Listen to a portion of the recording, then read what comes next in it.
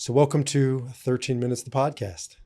Thank you. My Happy good to be friend, here. Phil Owens back. This time we're going to make it through past the 24-minute mark. How about Nice. that? I love it. Yeah, as anybody watching may recognize this face over here across from me, Phil.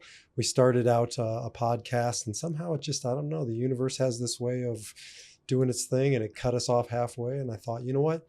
I'm launching this new podcast called 13 Minutes, Why Every Man Needs a Why. It's a good opportunity to have a good man who knows his why. We can talk about it back on the show. So here we are. Nice. Thanks. I think that, it cut off just as we started getting a little political and edgy. So I think the universe is like, yeah, we're not ready to hear this yet. So let's get back to the non-political, maybe still edgy. I kind of like edge. Yeah. But, 13 Minutes, Why Every Man Needs a Why is based on a tragic statistic that every 13 minutes here in America, a man kills himself. And it's actually higher in England and some other countries. But whatever the number is, it's too high, it's too much.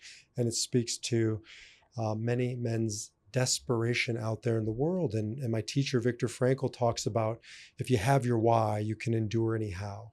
And so really my work in life is to help men discover, live their why. And when I think about men who have discovered and lived their why, I really do think of you. And I want to talk about that today. No, thanks. I'm happy to share about it. Cool. So you are an interesting dude. Let's go back. Let's just pretend like the first podcast never happened on many levels. And let's go back and maybe you could share with our listeners your journey as a human being, as a man. I know it's been a long journey. You don't have to do every detail, but it's a very interesting one. Before I start, I think if I understand it correctly, every 13 minutes, a man in the United States takes his own life. Is that's what right. we're referring to? I'll weave my experiences with that into this a little bit, I think. Yeah. And just sort of, because I'm just starting to brand and get it out there. This isn't a podcast about suicide or death. This is a podcast about life and again, helping men discover and live their why. And as you know, and I want to hear more about peer groups because you're a peer group veteran. In peer groups, we don't tell another man what to do. We just experience share. So your experience really is an example of a man who lives his why. Yeah. So I think in the last podcast, we started out with a little bit of my background, which is I grew up one of 9 kids in Oklahoma. My parents were in religious cult. So I grew up with that experience. I'm the third oldest. And then when I turned 18, I joined the military and spent several years in the military with a pretty tumultuous experience there. And then when I got out, I had, had trouble reintegrating into society. And it was kind of funny. I went from being in the military to, I think it was about 8 days later, I was a civilian, out processed out of the Presidio in San Francisco. No reintegration whatsoever. That was a big part of my early struggles. So had some significant PTSD. Through divine intervention, I found a therapist that worked with plant medicines under the table, if you will, who really helped me significantly. I learned to live in my body and not so much in my head, and then to begin to work with that PTSD and like reframe the way I related to it. I don't believe that we ever necessarily eliminate trauma. I think sometimes we're trying to eliminate trauma, but I think what actually happens is we have a different relationship with that trauma. And so he helped me with that. And then I moved to Colorado shortly thereafter, climbed the proverbial corporate mountain ladder, was a serial entrepreneur and ran several businesses. I had, I didn't recognize it as a peer group at the time, but, we've all seen the movie Band of Brothers, and and there's that military peer group that was part of that early stage, that very tight knit team, and then EO and YPO were two organizations who are really big in the peer groups. They call them forums. Entrepreneurs Organization and Young Presidents or Professionals? Yeah, Presidents Young Presidents. Organization. Yeah. And so I spent 20 plus years in those groups, and then when I got out, I was looking for those are very business focused groups. And I was on more of a spiritual path and trying to learn my new why for the second half. So that's how then I found what was originally Man's Search for Meaning, and then Man Up, and then here we are. Awesome. I'm so glad we're here. I've been in peer groups on and off most of my life. Some of the more powerful experiences, I would even say that probably rival some of the plant medicine journeys that I've done, as being in a group with peers. It's very different and no less powerful. Love that. I want to get into that so much. One of the many things I love about you is oftentimes a man chooses in male development language. There's 4 primal energies. There's the king, the magician, the warrior, the lover. And the 2 I'm focused on when I think of you is the warrior and the lover, right? The warrior is that embodiment of the military and those things, and they have their place. And then there's the lover, which is pretty self-descriptive. You hold both of those, right? That's an interesting tension to hold. Does that resonate? It does resonate. It's been a lot of my grounding in the second half is to try to find that like razor's edge between the lover and the warrior, the masculine and the feminine. And at times I've swung, pretty far one way or another. Kind of a unique story that relates there that I was sharing with somebody recently is I had a lot of anger from my military time and from growing up, and I started working with this men's coach, Eli Burr, and we were doing an exercise of releasing this anger and this frustration, and I was kind of half-assing it. Quite frankly, I was terrified to let that anger that I'd suppressed for so many years come to the surface and come out. And Eli very delicately called me out on it and said, I know you have more in there. And I looked at him and I said, Eli, it almost killed me to stuff that stuff in. And if I let it out, I don't think I or anyone here can get that back in. And he just looks at me and kind of tilts his head and he says, Phil, why would we put it back in? And I'm like, oh, fuck, you're right, Eli. I don't have to carry this shit anymore. Wow. So it's been this journey of figuring out how to have that balance and try to keep that balance. And, I've met people like Eli that have helped me kind of figure it out. I find this with so many men. I think it's universally true. As anger is easier for most of the guys I know than what's underneath it. Yeah. Right? Sure. I go to anger. That's my go-to strategy. But sadness, shame, all the other darker stuff, not so easy. Well, yeah. I mean, we grew up that way, right? We're taught that anger's good. Those other emotions aren't. And we're taught to use that anger for our benefit. And it definitely has its place and it works. If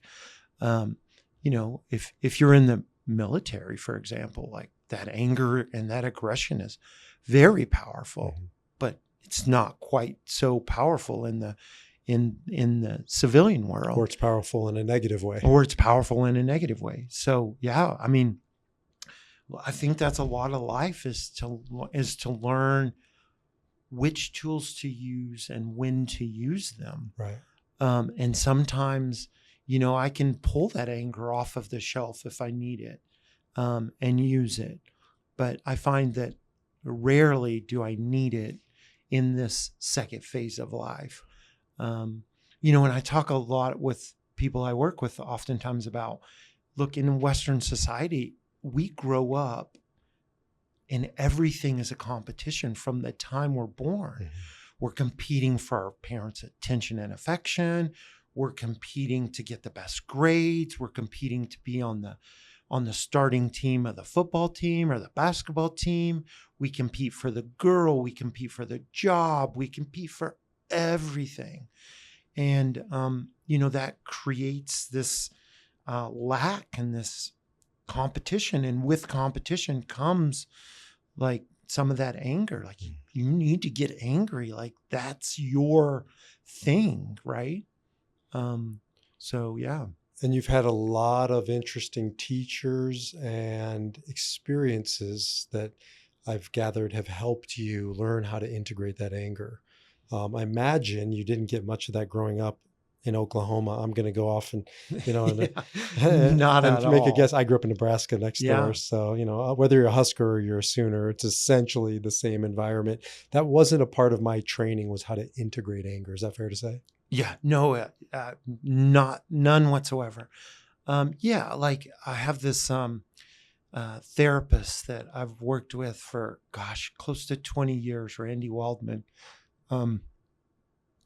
She's she really knows her stuff, and she's been very instrumental, especially in the early phases of me even recognizing that I was carrying all that anger around. Like, I didn't even really recognize it. And then to help me start to release it. And then, of course, the plant teachers, as I like to call them, have been very instrumental in that as well. Which isn't just an actual human being. It's also the plant is a teacher, right? Yeah, the plant's a teacher for sure. And, to help us learn how to let things go or to reframe them. Oftentimes it's a reframing of those things, not so much of letting go, but there's some theories out there that I firmly believe in, that disease is simply dis-ease or a lack of ease in the body. And when we block that stuff and we hold it in and we keep it in, that's what starts to create some of this dis-ease in our body, and creates a lot of other problems, whether it's a disease necessarily or whether it's like we can't relate it, very well to whatever it might be, whether it's the relationship with our children or with our spouse or our parents or whatever, that starts to disrupt our ability to relate in those aspects. And going back to your earlier years, because I didn't know that man, I know this man, and it's sometimes kind of hard for me to wrap my head around that angrier version of you, because you're one of the most compassionate, loving guys I know.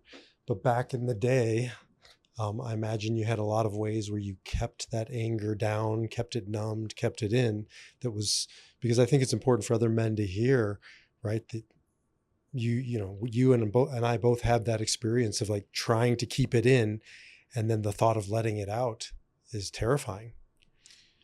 Yeah, and we're taught that that's a sign of weakness to let it out, quite frankly. And when I was in the military, I had a high-level top secret clearance, and even my clearance was at risk. If I said like, that experience that we just had was powerful, and I need to process it, and it would be like, I'm unstable, and therefore, my clearance would be at risk, which would, jeopardize what I thought at the time was, my life. So you're encouraged and rewarded for keeping it in. Absolutely. Hiding it. Don't show weakness. Don't be, quote, a pussy, and then you simply don't have no techniques. Like I was never taught any alternative. I didn't even really realize there was an alternative. So yeah, not even being taught that there's alternatives. And, it's funny in this stage of my life, how innocent, I guess, or nonchalant some of that can be. It's like you can go out in the woods and pick up a stick and scream or holler or whatever and beat on the ground. And that's a very healthy way of releasing some stress and tension and anxiety. And I've yet to find a tree that judged me for it. I took some mushrooms one time and went to pee on a tree, and they didn't appreciate that very much, but like never for like beating on the ground with a stick, So it's just not being taught and being taught. And so for me, I would bottle it up and then it would explode. And then, they would affect my business relationships, my personal, like it would have detrimental effects on a lot of my life. And I think in the last podcast, or anyway, I'm going to quit mentioning that. But like at one point, I was going through a really tough time, and it was shortly after my father had passed away and had a lot of other things going on. And Randy, my therapist, got me put on Zoloft, which made me suicidal for the second time in my life. And thankfully, she knew that was a potential side effect. And, we had this procedure where I could get in touch with her. And I reached out to her, and she was able to help me through it and stop taking it. But, I'd bottled so much in, and it started coming up, and I had no healthy ways of dealing with it. And so, yeah. Viktor Frankl would always ask his patients a very tough question, but it's a worthy question. He would always start, like the first question is, why haven't you killed yourself? So I would ask you in that situation, why didn't you kill yourself? And thank God you didn't. Because I got in touch with my elan vital, my inner light, that I knew that I was here for a purpose. I remembered that I came here for a purpose, and that, that's when I realized I needed to find that purpose.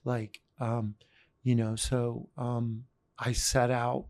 The second part of my life has been about finding that purpose, and then what do I do with it? How do I, use it? And my purpose is to help other people find their purpose and to lead. And often, people I work with, I say like, I'm going to walk beside you. I'm going to shine the flashlight when things get really dark.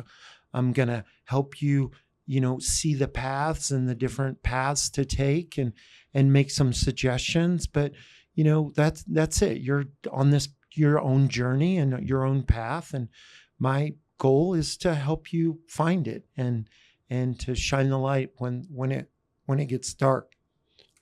I'll hold the light, which, as you can tell, I'm getting a little emotional, which kind of takes me back to like, growing up as a kid.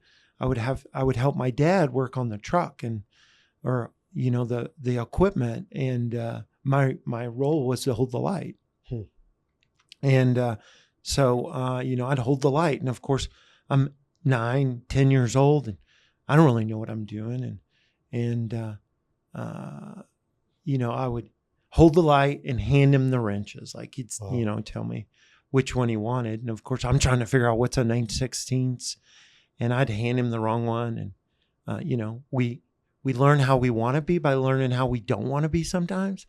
And I learned to be patient in this aspect. He would throw it at me and, call me some choice names. And tell me how dumb I was because I gave him the wrong size. Wow. So now I try to hold the light from a much more patient, just kind of guiding and not really judging or influencing the path. It's always interesting to me when a guy has those, I call them nuggets or memories that were just so defining, like it's a blueprint of who you're meant to be in that sort of moment. One of mine was, my mom and dad got in a fight. I think it was about me. My dad had ended up sleeping on the couch. I was maybe 7 or 8 years old. And I just felt so bad. And I put the blanket on him and slept next to him. And, since he killed himself 18 years ago, I kind of feel like I've still been doing that, like tending to him, helping him heal. And that's part of my soul contract, I might call it. But it sounds like your soul contract in many ways is shining the light, your dad, healing some of those broken pieces that you inherited.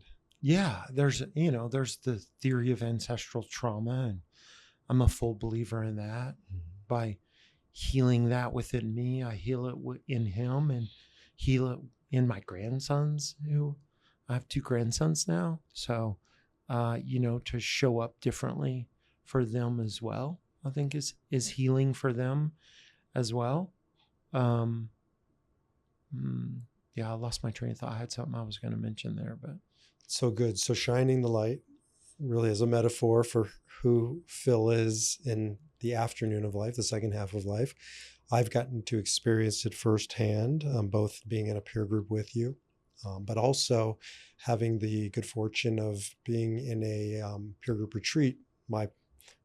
Just so our audience knows, you and I started off in the original men's peer group called Peer Group Zero. At the time, it was called nothing. And then became Man Uprising, and now it's men peer groups. But you were one of the originals. And then you ended up in a different peer group, and I continued on. And my peer group had a retreat, the first one for men's peer groups, not the last. We're going to be doing these. And we went up to a beautiful place called Bayul Retreat Center up near Basalt, Colorado. And it was both a peer group retreat and also plant medicine experience.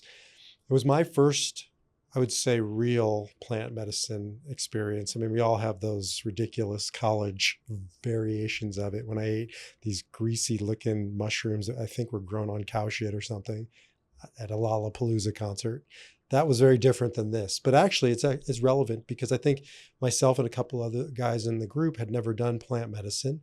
And that was our association with it, right? Oh, we're going to go up into the mountain and trip and listen to Pink Floyd. That was not the experience. It was top 5 most sublime, profound experiences of my life.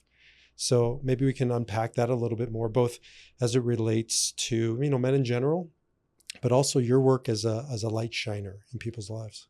Yeah. What to unpack about it? The medicines. So we're talking, we did, do you want to talk about what we did up there? Yeah, sure. I got worse crimes in my history. So we did a microdose of MDMA, and then mushrooms after an hour or two,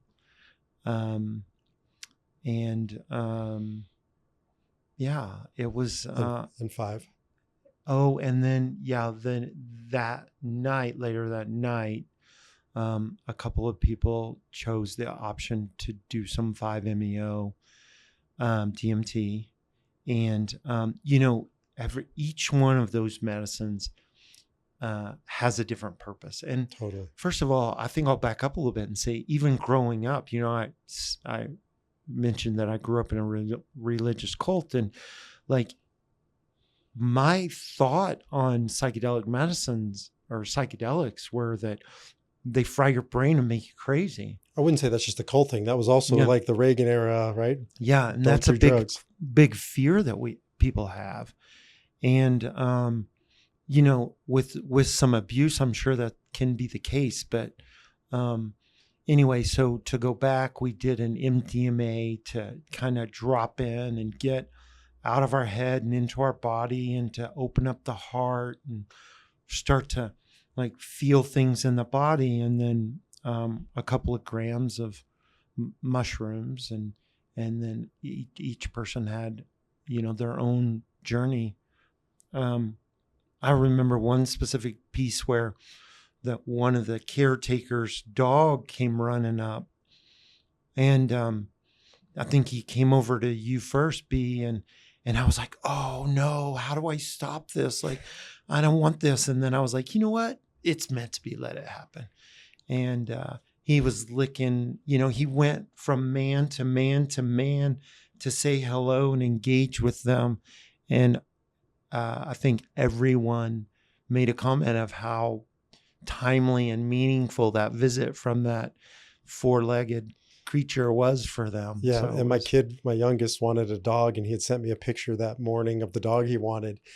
And I was still, aware enough to know, I showed you on the phone. I'm like, see this dog? It looked like the dog that was licking my face. And I was having this sort of this out of body experience with it. Yeah. Let me talk a little bit though about the sort of the set and setting, because it wasn't that we just did these plants. It's the way we did them, which was also profound. And I know it's part of your journey is, to create this right intention. You had instructed us to, do some clean living. So for the 2-3 weeks leading up to it, I don't know if I had meat. Maybe I minimized red meat, and I didn't have alcohol, which isn't that hard for me. Minimize sugar, which is hard for me. And did a lot of journaling, setting intention. Then we get to the retreat, and we had, informal peer group, sat around a circle, really got, created the right setting. And then we went into it. Yeah. You did a masterful job of helping us create the set and setting. Yeah. So those are probably two of the more important aspects. Maybe they're as important as the medicine journey itself. And when we talk about set, we're talking about the mindset in which we go into it. And there's studies that are coming out now that, I'll back up a little bit and say, first of all, that, traditional talk therapy is invaluable part of this process. And it's kind of been the only tool we've had for moving the needle on, mental, emotional health. And, I believe that these plant medicines can leapfrog that forward, that they don't replace it, but they can make huge strides in there, especially if it's like a treatment-resistant depression. So the set is the mindset which we enter the session from. And, of course, the calmer, more peaceful that we are going into it, the better chance that we have for that type of journey. And then, secondly, there's been some studies that show that, that the medicines open critical periods based on what the intention of the journey is. So, there's 3 critical periods in human development. And, once those critical periods are closed, there's not much that can open those critical periods back up to allow us to create new neural pathways around how we respond to those stimuli. And these plant medicines have shown to be one of those. So, if your intention that you set as part of your set is very instrumental in determining which critical period and where the new neural pathways are going to get created. Mm-hmm. So, and that's one of the things that makes it very different than your traditional recreational dose of one of these medicines, which, by the way, I think are great as well. And it's good to oftentimes people will use them in a recreational setting. And I think that can be very powerful as well. I don't have that much experience with recreational drugs. It's not moral or anything. It's just, I've never done well with cannabis as an example. There was nothing recreational about this experience. Like, no, if the point was to, recreate, to get away, to vacate, that ain't this. That's one thing. The other thing is the way you did it was also masterful, because it isn't like you just took the thing, right? I think of it as sort of a highway. We got onto the highway, and, some of us said, hey, I'm going to exit here.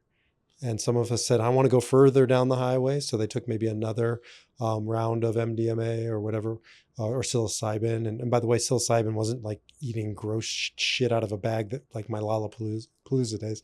It was a beautiful tea ceremony. Yeah. Which was also part of the set. I lemon tech them, and then we turned it into a tea ceremony as well. Yeah. So like it's all bound up into this elegant sort of symphony versus, one and done kind of experience. Yeah. The ceremony is a big piece of that too. To make it a ceremonial piece is a big part of it. And some guys, like we had the range from guys who just were all in and do it all the time to guys, a little bit further to the right than me that wasn't even sure he was going to do it until we got there. And the comfort level of it's not all or nothing. You're not going to lose your mind. You can dial it up or down. And was really, it was eye-opening for me to see everybody sort of brought into this conversation or this experience on their terms. Yeah. And so that brings us kind of back to the power of a peer group or the power of a group, because those community journeys that we experienced that day in Carbondale is a very powerful example of a group. Like you and I could do a one-on-one journey that would be, we could set it up the same way. We could even do it in Bayul, and you would get a lot out of it, but what you would get would be different. And it's also really good. Again, this is in any peer group like this, but to be in it together with other people, with similar backgrounds or similar intentions or whatever the case may be. It's just the power of that group. It reminds me like my girlfriend Rebecca, and she's I like to tease her. She's like knows all the podcasts and listens to all the podcasts. But this is her favorite, I heard. Yeah, so, yeah. And this is her favorite podcast, of course. The Armchair, Dax Shepard has one. And just recently, he and Seth Meyers were talking about the power of a group and how it's lacking, especially in the men's world. So, these journeys that we did was in a group of men that you knew and loved and trusted. And that brings that element into that journey as well make it that much more powerful. So good. Yes. Let me tell a little bit about my 5 MEO experience. 2 of the 6 guys chose to do this. Should I tell a little bit about what 5-MeO is before you jump into it? For people who don't know. So 5-MeO is the synthesized active ingredient from bufo, which comes from the Bufo alvarius toad. And so 5-MeO DMT is the synthesized biggest active ingredient in bufo. Often called the God molecule. There's a saying, if you believe in God, you'll meet God. And if you don't, you will when you're done. So anyway. And my tall tale version of it, I'm telling people I just ate the poisonous frog. So, it sounds better. But actually, I have a shirt that says "Don't lick the toad" because that was like a slogan way back in the day. I can see why. So my experience was very different than, I won't name him who went through it. One of my brothers went through it and he went first. And we laid on a mattress. This is how you helped us set it up. And the other guys were all around us, supporting us. Back to your point of peer group. I imagine it would be very different if that wasn't the case, but it was a very loving, beautiful way for men to gather together to support each other for those who wanted to go through it. And, I just think about like most guys have locker room buddies, poker buddies, golf buddies, all these buddies. Like it would be so foreign, the thought of what we did in there. It was so intimate and loving and supportive. And back to your original, competition, this was the opposite of competition. This was connection. So to be in that context, first of all, was amazing. Then my buddy went through it and he said, I didn't, his was pretty long and substantial. And he said, I didn't meet God, but I saw where he lives. So I'm like, wow, this is a pretty, good mindset. I want to go into this. I had my sort of intentions. I would argue that there's a fine line between intention and control. right? Yeah. And I was on the side of control. So I went into it thinking I wanted this. And I smoked the toad, whatever it was. And first time, nothing really happened. Second time, nothing really happened. And I realized I'm holding on here. Like I'm Yeah. fighting this thing. And then the third time you helped me settle into it and I laid back and I had one of the most profound experiences of my life. And that was, I was asking, what should I focus on professionally? I had at the time multiple things going on. And I ended up going, and it was a very short experience, like 12 minutes or something. It felt longer. But I ended up standing in front of my father, who had, as everybody knows, probably hung himself 18 years ago. And I just stood in front of my father and I couldn't cry. I hadn't cried in like 18 months, 2 years. And I just started crying. And I could feel everybody around me, almost if not crying and tearing up and holding it and, feeling their either hands on me or their energy on me, supporting me.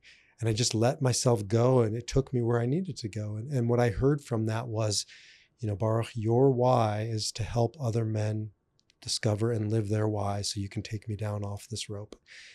And that changed the trajectory of my life. And it was at first terrifying, and then it became so loving.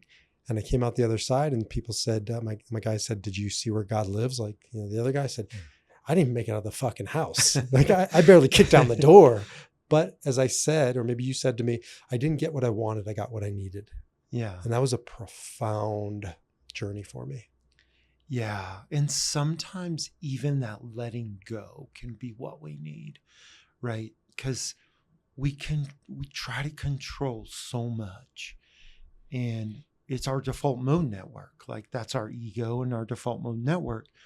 And letting go can be the first step. Mhm. Is just realizing we can let go, but you can't let go if you don't feel supported and held, which is what the group was doing for you. We were holding space and supporting you, and then allowed you that ability to let go and to go have that experience. Yeah. Yeah. Every man deserves this experience. And I'm so grateful that you're facilitating these types of experiences. Yeah. Thanks. It's so powerful. And I'm part of a community where we do community journeys once a month.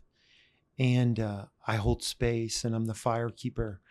And I often tell that group, like, I don't take medicine during this, like everyone else is in the medicine, and I'm holding space and supporting. And I think I get as much out of that as I have my own journeys, and as much as the people do. You're the fire keeper, flashlight holder. It's the same thing. Flashlight holder. Yeah. Fire keeper. Yeah. So you help people individually. You do coaching. Yeah. Maybe tell us a little more about that. And then I want to also then come back to more peer group opportunities around plant medicine. Yeah. So my coaching is, again, just to help people find their why. I mean, you call it their why. I call it the Elan Vital. It's a Henry Bergson thing, but it's like the innate inner drive in all organisms that drive the organism to stand again and again, no matter how many times it falls or it reaches a critical point. And I think that, at least for me, that was a critical piece, was to find that like inner light and remember that it was there, and then to try to find my purpose. So, I help people find their Elan Vital, and then, I walk along the path.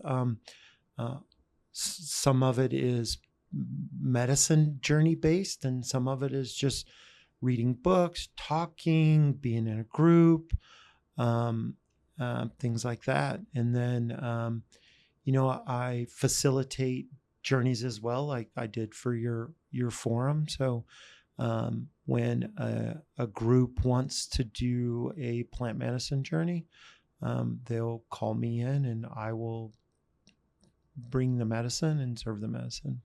Yeah, as we are rolling out now men's peer groups, which is, anybody listening, it was Man Uprising, now it's men's peer groups in no small measure, thanks to Phil, and some real challenging questions that we had to ask about the term man up, man uprising, and pivoting and going back to just describing what we are, which is a peer group for men, so men's peer groups.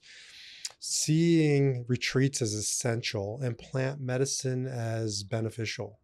I would never say it would be required, because I don't think it's the type of thing you could ever, should ever require of another human being, right? It's something somebody has to choose for themselves. And also what I experienced from you is, I mean, you just said it, it's beautifully beneficial, but it's not necessary, right? It can be helpful. Yeah. And I don't know if you remember, but, I referred to that journey, and I refer to them as altered states retreats. And you don't have to take medicine to be in an altered state. You can do it through breath work, through meditation, through yoga, through journaling. Hell, for me, going for a walk in a beautiful nature, it is an altered state for me these days. Like, I just enter a different place. So it's an optional thing. And it's not this, this person is not taking medicine and this person is. It's like, what's right for you right now? And sometimes, just some breath work is what's right for you right now. Even if you've done 10 journeys before, medicine journeys already, maybe you're in a spot where you just need a little bit of breath work or a little bit of meditation. And we facilitate that as well. Yeah. And as we go forward with men's peer groups, I really see our retreat work together as being essential. I know that being in a peer group has been amazing, and then solidifying it with that time retreating out into nature, doing all the things you just described, took us to the next level. So I know and believe that will be essential to our work together. Yeah, and I should say also that I do microdosing coaching as well. So oftentimes that's where people start, is with microdosing. Mm-hmm. So we'll start with some microdosing, and I'll help them, dial it in and figure out the protocol that works for them. And you've helped me do that. I did the reverse. I kicked the door open, and now I'm microdosing my way to the God molecule. Yeah. But I don't, I take it most every morning, maybe every other. I don't feel it's not, just this kind of help people adjust their perception of it. I don't feel anything on the surface. Now, underneath, it's more of sort of a perennial kind of a chronic growing experience of softening and accessing underneath that anger. I guess we're coming full circle. So I have more access to that, but I've never once said, whoa, it's kicking in. Yeah. It's funny. That's exactly the way it's supposed to work. And I'm starting a blog, actually, and my first blog post is going to be about microdosing and how to microdose. But it's funny, you don't feel the results, but your wife feels them. She has said that. She told me. She told me she does. So yeah. She said it differently to you than to me. She said to me, "You're not as much of an asshole." Maybe she said the same thing. I don't know. Yeah, no, she said something like she really likes and appreciates the new B, the new you. I'd say it's the real softer, B. kinder B. So the people around us might notice, and that's part of the microdosing, is that you might not notice, but other people probably are. Right? Yeah, it's helped me come off of other meds, which I always wanted to, but I was scared because you grow attached to them and you don't want to mess with a good thing.